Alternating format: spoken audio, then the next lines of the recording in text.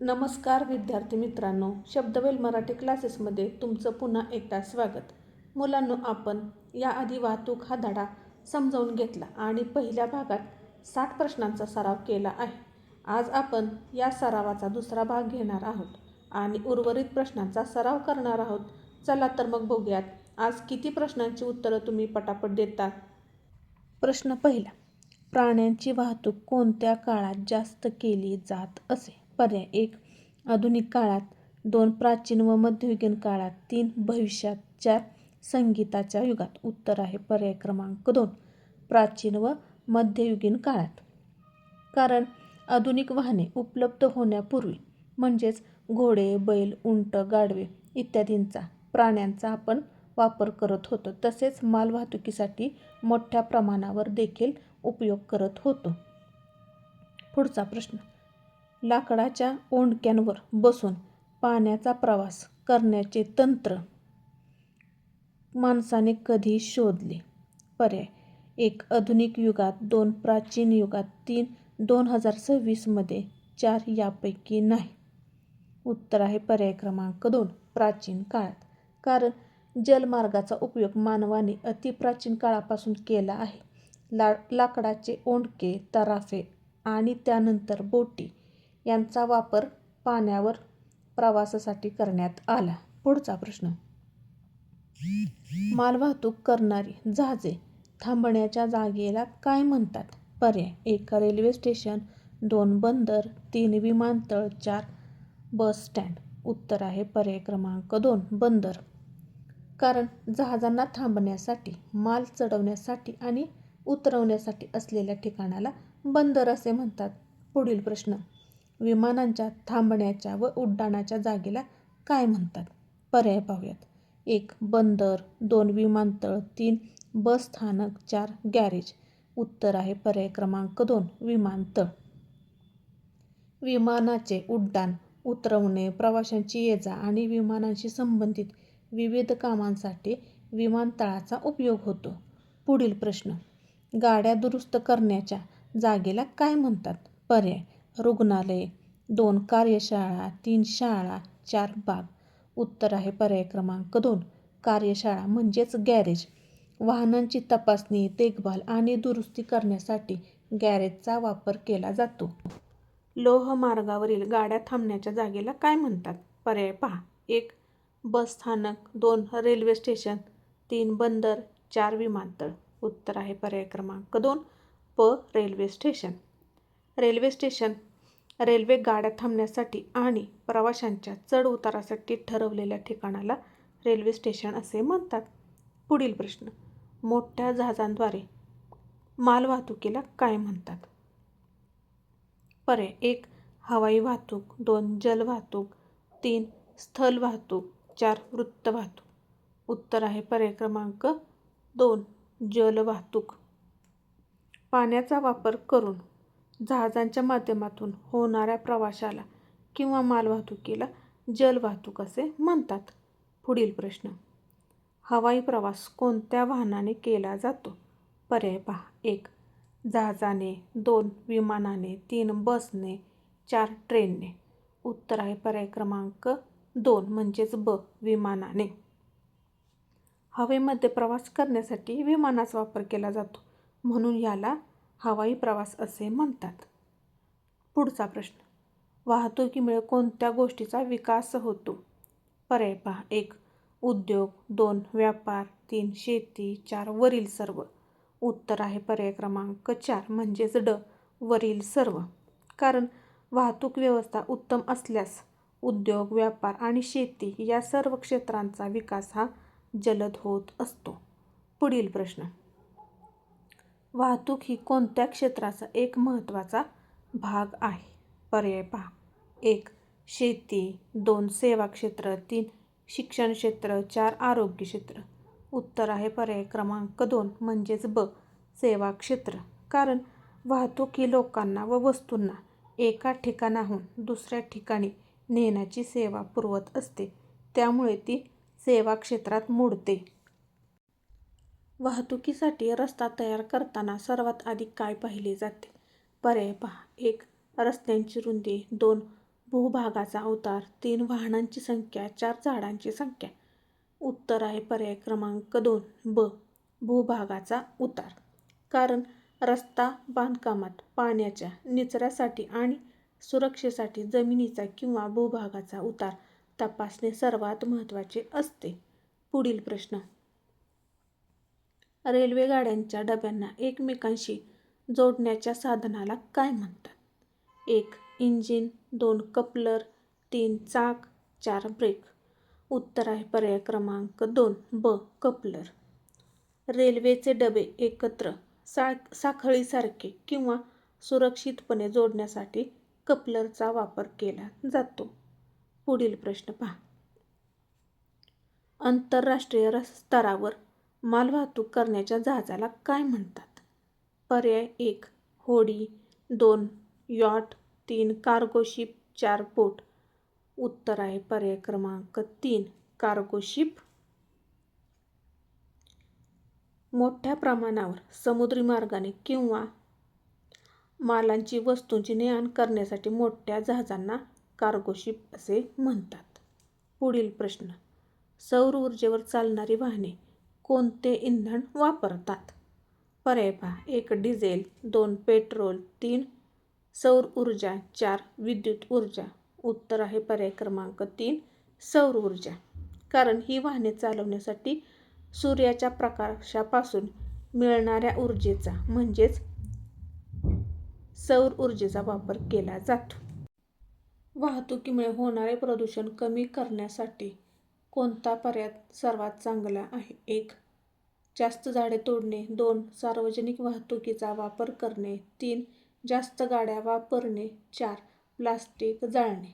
उत्तर आहे पर्याय क्रमांक 2 सार्वजनिक वाहतुकीचा वापर करणे. कारण खासगी वाहनांऐवजी जर सार्वजनिक वाहतुकीचा वापर आपण केल्यास वाहनांची संख्या कमी होऊन प्रदूषण घटते. पुढील प्रश्न. आधुनिक काळात वाहनांचे वेगवेगळे प्रकार तयार केले जातात. पर्याय 1. सोयीसाठी, 2. फॅशनसाठी, 3. स्पर्धेसाठी, 4. नाटकासाठी. उत्तर आहे पर्याय क्रमांक 1 सोयीसाठी. कारण मानवाचा प्रवास आणि मालवाहतूक अधिक सुलभ, जलद व सोयीस्कर व्हावी म्हणून आधुनिक काळात वाहनांचे नवनवीन प्रकार तयार केले जातात. पुढील प्रश्न.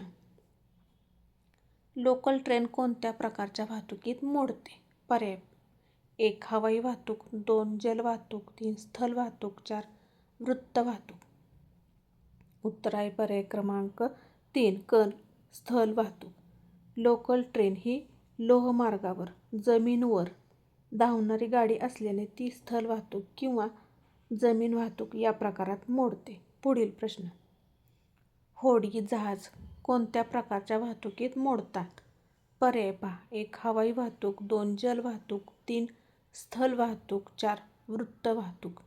उत्तर आहे पर्याय क्रमांक 2 जल वाहतूक. पुढील प्रश्न. विमान कोणत्या प्रकारच्या वाहतुकीत मोडते? पर्याय पहा. 1. हवाई वाहतूक, 2. जल वाहतूक, 3. स्थल वाहतूक, 4. वृत्त वाहतूक. उत्तर आहे पर्याय क्रमांक 1 हवाई वाहतूक. कारण विमान हे हवेत उडून प्रवास करणारे साधन असल्याने ते हवाई वाहतूक या प्रकारात मोडते. पुढील प्रश्न. वाहन चालवताना हेल्मेट कोणासाठी आवश्यक आहे? पर्याय पहा. 1. फक्त चालकासाठी, 2. फक्त मागे बसणाऱ्या व्यक्तीसाठी, 3. चालक आणि मागे बसणाऱ्या दोघांसाठी, 4. कोणासाठीही नाही. उत्तर आहे पर्याय क्रमांक 3 म्हणजेच ई चालक आणि मागे बसणाऱ्या दोघांसाठी.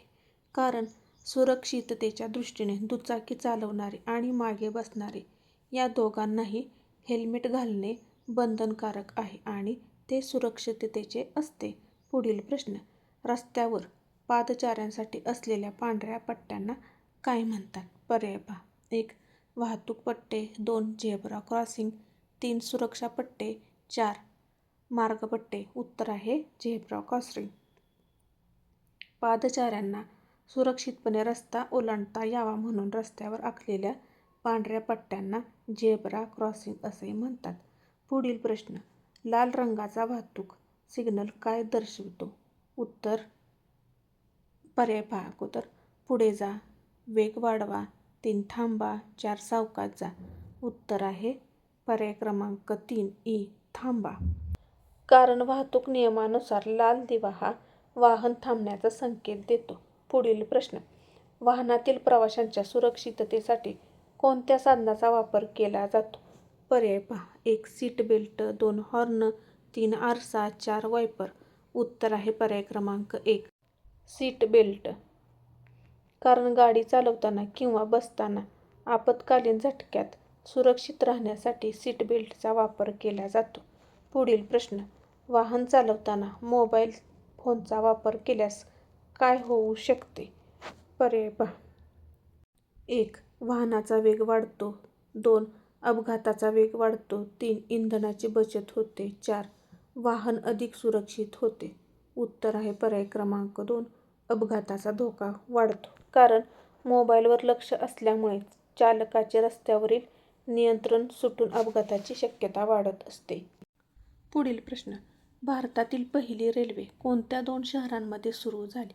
पर्याय पहा. 1 मुंबई आणि ठाणे, 2 मुंबई आणि पुणे, 3 पुणे आणि नाशिक, 4 दिल्ली आणि आग्रा. उत्तर आहे पर्याय क्रमांक 1 मुंबई आणि ठाणे. भारतातील पहिली रेल्वे 1853 साली मुंबई ते ठाणे दरम्यान धावली होती. पुढील प्रश्न. मेट्रो रेल्वे ही कोणत्या प्रकारची वाहतूक आहे? पर्याय पहा. 1 रस्ते वाहतूक, 2 जलवाहतूक, 3 हवाई वाहतूक, 4 भू-रेल्वे वाहतूक. उत्तर पर्याय क्रमांक 4 भू-रेल्वे वाहतूक. मेट्रो प्रामुख्याने भुयारी मार्गाने किंवा जमिनीवर विशिष्ट पुलावरून धावणारी रेल्वे वाहतूक आहे. पुढील प्रश्न. आंतरराष्ट्रीय नागरी विमान वाहतुकीसाठी कोणते विमानतळ प्रसिद्ध आहे? पर्याय पहा. 1 नवी मुंबई विमानतळ, 2 छत्रपती शिवाजी महाराज आंतरराष्ट्रीय विमानतळ मुंबई, 3 पुणे विमानतळ, 4 जयपूर विमानतळ. उत्तर आहे पर्याय क्रमांक 2 आ छत्रपती शिवाजी महाराज आंतरराष्ट्रीय विमानतळ मुंबई. हा भारतातील एक प्रमुख व जागतिक पातळीवरील प्रसिद्ध आंतरराष्ट्रीय विमानतळ आहे. पुढील प्रश्न. समुद्री मार्गाने मोठ्या प्रमाणात वस्तू वाहून नेण्यासाठी कोणत्या वाहतुकीचा उपयोग होतो? पर्याय पहा. 1 हवाई वाहतूक, 2 जल वाहतूक, 3 रस्ते वाहतूक, 4 पाईपलाईन वाहतूक. उत्तर आहे पर्याय क्रमांक 2 जल वाहतूक. समुद्रातून जहाजांद्वारे मोठ्या प्रमाणावर आंतरराष्ट्रीय व्यापार व मालवाहतूक जलवाहतुकीद्वारे होत असते. पुढील प्रश्न. पाईपलाईन वाहतुकीचा उपयोग कोणत्या वस्तूंच्या वाहतुकीसाठी होतो? ऑप्शन. 1 प्रवासी, 2 घनपदार्थ, 3 द्रव आणि वायू पदार्थ, 4 पत्रे आणि बॉक्स. उत्तर पर्याय क्रमांक 3 द्रव आणि वायू पदार्थ. पाईपलाईनद्वारे प्रामुख्याने पेट्रोल, डिझेल, पाणी, द्रव किंवा नैसर्गिक वायू वाहून नेला जातो. पुढील प्रश्न. वाहनांचे प्रदूषण कमी करण्यासाठी कोणता पर्याय सर्वात उपयुक्त आहे? पर्याय पहा. अधिक इंधन वापरणे, 2 जुनी वाहने वापरणे, 3 सार्वजनिक वाहतूक वापरणे, 4 वाहनांचा अनावश्यक वापर करणे.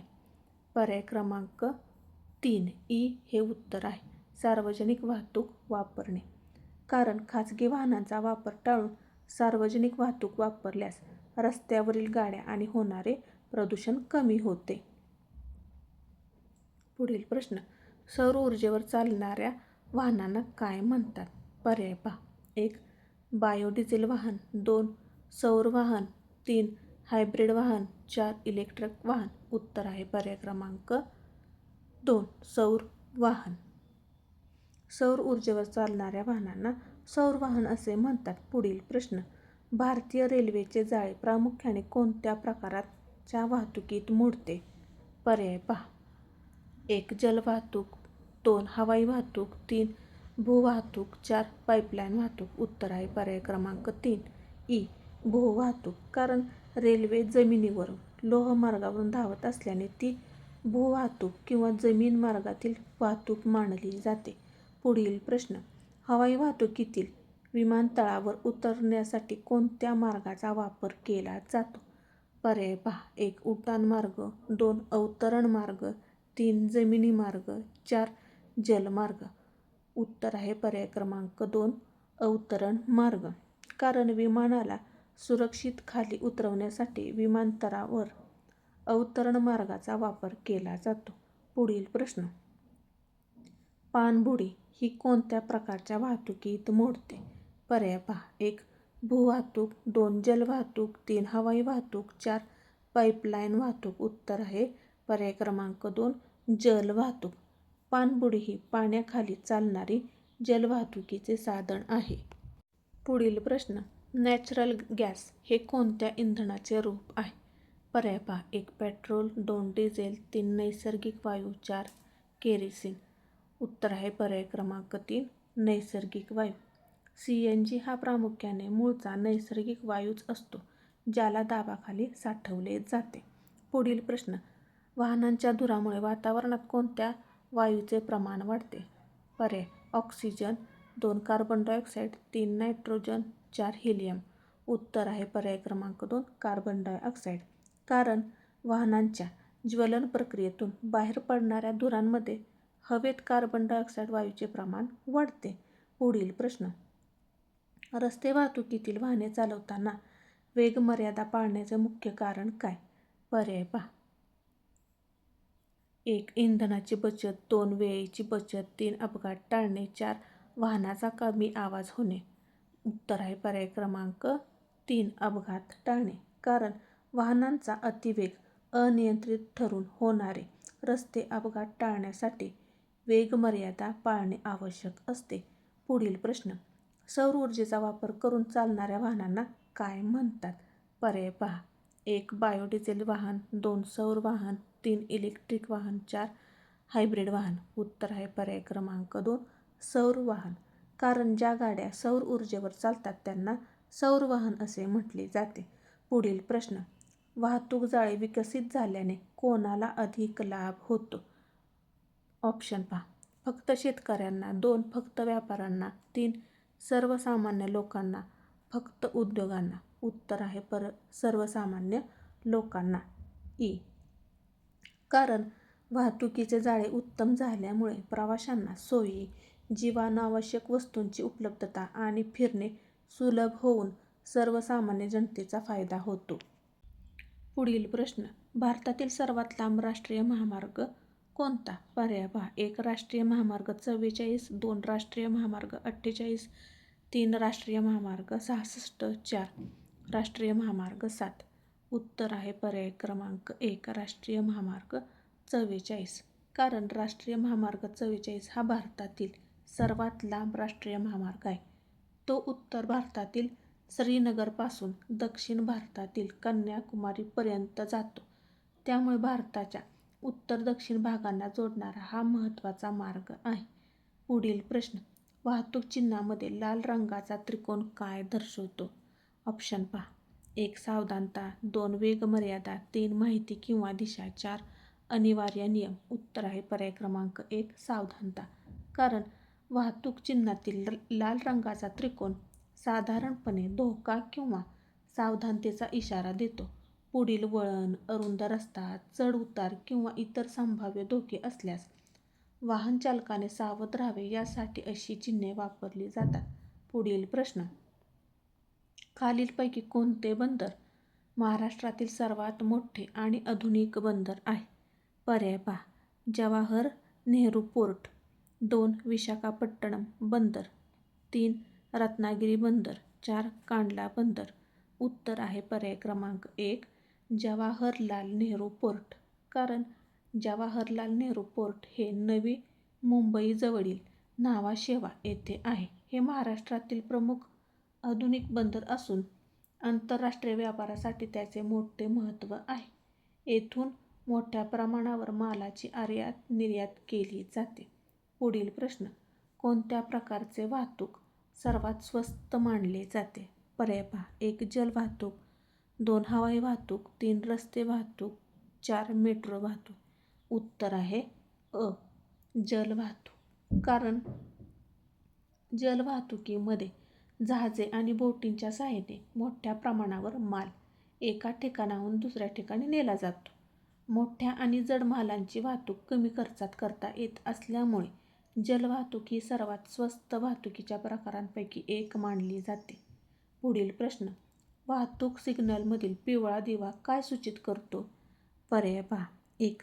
वाहन वेगाने पुढे नेणे. 2. वेग कमी करून थांबण्याची तयारी करणे. 3. वाहन त्वरित थांबवणे. 4. वाहन वळवणे. उत्तर आहे पर्याय क्रमांक 2. वेग कमी करून थांबण्याची तयारी करणे. कारण वाहतूक सिग्नलवरील पिवळा दिवा दिसल्यावर वाहन चालकाने वेग कमी करून थांबण्याची तयारी करावी. पिवळ्या दिव्यानंतर लाल दिवा लागतो, त्यामुळे वाहन चालकाने घाई न करता सुरक्षितपणे वाहन थांबण्याची तयारी करणे आवश्यक आहे. पुढील प्रश्न. छत्रपती शिवाजी महाराज आंतरराष्ट्रीय विमानतळ कोठे आहे? पर्याय पहा. 1. पुणे. 2. मुंबई. 3. कोलकाता. 4. दिल्ली. उत्तर आहे पर्याय क्रमांक 2. मुंबई. छत्रपती शिवाजी महाराज आंतरराष्ट्रीय विमानतळ मुंबई येथे आहे. मुंबई हे भारतातील महत्त्वाचे आर्थिक आणि व्यापारी केंद्र असल्यामुळे या विमानतळावर देशांतर्गत तसेच आंतरराष्ट्रीय विमानांची मोठ्या प्रमाणावर ये-जा होत असते. पुढील प्रश्न. प्रदूषण कमी करण्यासाठी कोणत्या प्रकारच्या वाहनांचा वापर वाढवणे गरजेचे आहे? पर्याय पहा. डिझेल ट्रक, कोळशाचे इंजन, विद्युत वाहने. 4. Petrol car. उत्तर आहे पर्याय क्रमांक 3. विद्युत वाहने. कारण पेट्रोल आणि डिझेलवर चालणाऱ्या वाहनांमधून धूर आणि हानिकारक वायू बाहेर पडतात. विद्युत वाहने विजेवर चालत असल्यामुळे त्यांच्या वापरामुळे रस्त्यावरील धूर, वायू प्रदूषण कमी करण्यास मदत होते. म्हणून प्रदूषण कमी करण्यासाठी विद्युत वाहनांचा वापर वाढवणे आवश्यक आहे. पुढील प्रश्न. वाहन चालवण्याचा परवाना मिळवण्यासाठी किमान किती वर्ष असावे लागतात? पर्याय पहा. 1. 15 वर्ष. 2. 16 वर्ष. 3. 18 वर्ष. 4. 21 वर्ष. उत्तर आहे पर्याय क्रमांक 3. 18 वर्ष. भारतात सामान्यपणे मोटार वाहन चालवण्यासाठी वाहन चालकाचा परवाना मिळवण्यासाठी 18 वर्ष पूर्ण असणे आवश्यक आहे. त्यामुळे 18 वर्षावरील लोकांना परवाना मिळतो. पुढील प्रश्न.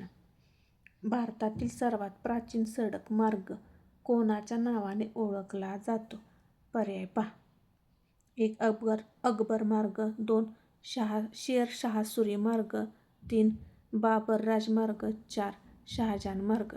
उत्तर आहे पर्याय क्रमांक 2. शेरशाह सुरी मार्ग.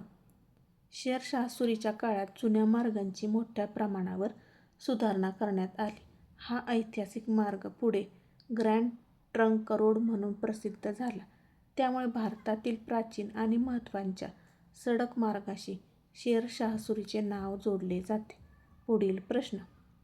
कांडला हा आंतरराष्ट्रीय जलमार्ग कोणत्या राज्यात आहे? पर्याय पहा. 1. गुजरात. 2. मध्य प्रदेश. 3. तमिळनाडू. 4. गोवा. उत्तर आहे पर्याय क्रमांक 1. गुजरात.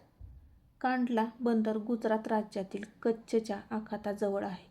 हे भारतातील महत्त्वाचे सागरी बंदर असून आंतरराष्ट्रीय व्यापारासाठी त्याचा मोठ्या प्रमाणावर उपयोग होत असतो. त्यामुळे योग्य उत्तर गुजरात आहे. अशा प्रकारे आज आपण वाहतूक धड्याच्या दुसऱ्या भागातील प्रश्नांचा सराव केला. असाच रोज थोडा थोडा सराव करत राहा आणि आपल्या नवोदय परीक्षेची तयारी पक्की करा. पुन्हा भेटूया एका नव्या अभ्यासपूर्ण व्हिडिओमध्ये. तोपर्यंत हसत राहा, शिकत राहा. धन्यवाद.